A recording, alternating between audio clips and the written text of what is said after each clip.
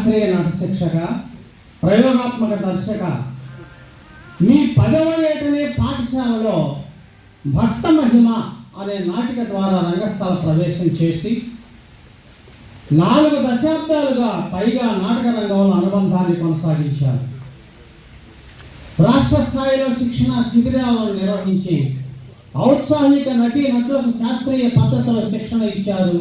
తెలుగు నాటక రంగంలో వచ్చిన పరిణామ దశలను వివరిస్తూ 100 ఏళ్ల తెలుగు నాటకం రంగస్థలం అనే పేరుతో డాక్యుమెంటరీలో రంగస్థల నాటకాన్ని ప్రదర్శింపజేయడం ప్రశంసనీయం.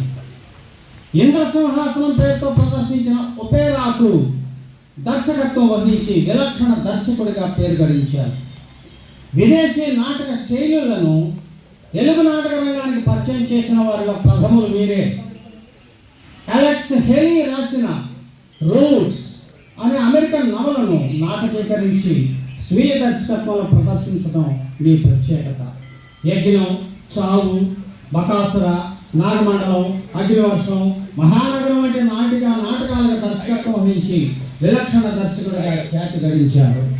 డిఎస్ఎల్ మూర్తి దర్శకత్వంలో కృషి పరిశీలన అనే అంశంపై రంగస్థల కళాశాల శాఖ ఎంపీలు విద్యార్థుల్ని పరిశోధన చేయడం మీ దర్శకత్వ కృషికి దర్పణం.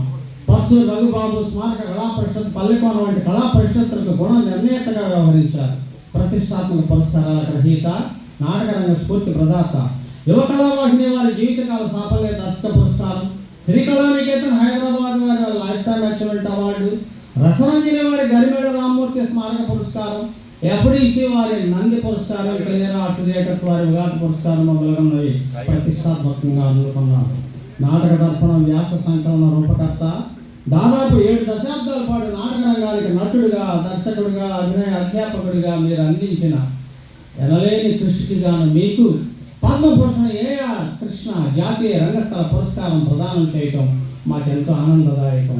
మీరు మరెన్నో ఉన్నత శిఖరాలు అధిరోహించాలని ఆకాంక్షిస్తూ శతమానం భవతి శుభం భూయ సమర్పణ కళల కాణాచి తెనాలి మరియు వేదగంగోత్రి ఫౌండేషన్ విజయవాడ. ధన్యవాదాలు. ఇప్పుడు పురస్కార గ్రహీత అయినటువంటి డాక్టర్ డిఎస్ఎన్ మూర్తి గారి పురస్కార స్పందన.